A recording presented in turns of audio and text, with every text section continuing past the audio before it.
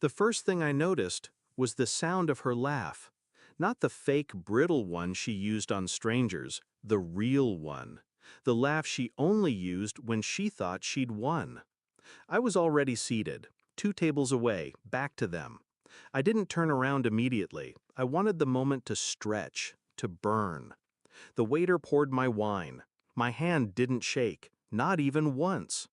It took 3 deep breaths before I glanced over my shoulder, and there she was, my sister, in my engagement dress, hairpinned the way I'd planned to wear it next month. Across from her sat Daniel, my fiancé. His hand was on hers. Our restaurant, our table, my life. Before Daniel and I met 3 years ago, he wasn't lightning. He was gravity. The kind of man who made you feel like the center of his universe. He memorized the way I took my coffee, kissed my forehead in public, and told me I was the safest place he'd ever known. And my sister, Leah, she was the wild one, always competing, always testing boundaries. We were close once, until I started winning the things she wanted. Jobs, friends. Now, apparently, men. When Daniel proposed in that same restaurant last winter, Leah cried louder than me, told me I was the luckiest girl alive. I believed her. Cracks. It started small. Texts Daniel wouldn't explain. Leah suddenly too busy to see me, except when Daniel was around. Her compliments became sharper, edged with something I couldn't name.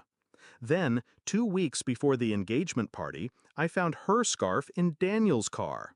He swore she'd left it there after a family lunch. I smiled, nodded, pretended to believe him. But inside, I started counting days. The evidence. I didn't snoop. I waited. And last Thursday, fate handed me proof. A friend texted, "Isn't this your sister? She's at Jardin with a tall guy. Looks like your fiancé." She sent a photo. Leah, Daniel, same table where we'd celebrated our anniversary. His tie loose, her hand on his thigh. I stared at the image for a full minute. Not angry, not crying, just cold. The shift. People expect you to break when your heart does. I didn't. I became precise. First, I moved my savings into a private account. Quietly canceled the joint credit card. Then I called the restaurant, reserved the table directly beside theirs for Saturday night. Same time, same waiter. I picked my black dress, the one Daniel hated because it made me look unapproachable. Perfect. Saturday. When I arrived, the maitre d' gave me a strange look. "They're already here," he whispered. Good. I sat, 2 tables away, close enough to hear their low voices. Daniel was leaning in, saying something about how it'll all be over soon. Leah laughed. That laugh. I ordered wine. The waiter, Mark, wasn't just a waiter. He'd been there for my proposal, our anniversaries, every milestone. He knew. And when I told him, "Send their bill to me," he didn't ask why. The play. Halfway through their meal, I stood, walked past their table slowly. Leah's eyes met mine first. She froze, fork midair. Daniel turned pale. "Evening," I said. No anger, no raised voice, just calm, measured venom. "You both look dressed for the occasion." Leah stammered something about coincidence. Daniel opened his mouth, closed it again. I leaned down just enough for only them to hear. "You should have picked another restaurant. And another dress." The strike. I straightened, handed Mark an envelope. Inside was a copy of the prenup Daniel didn't know I'd updated last month. And photos. The ones from my friend. "I'll take my check at the bar," I told Mark. Then to them, "Enjoy your meal. It's the last you'll have here." They didn't follow me immediately.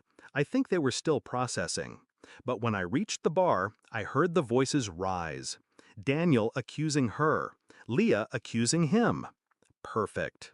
Fallout. By Monday, my lawyer had filed for breach of trust under the prenup clause. Daniel lost the apartment, my apartment. Leah's husband, Oh yes, she was married. Got the photos too.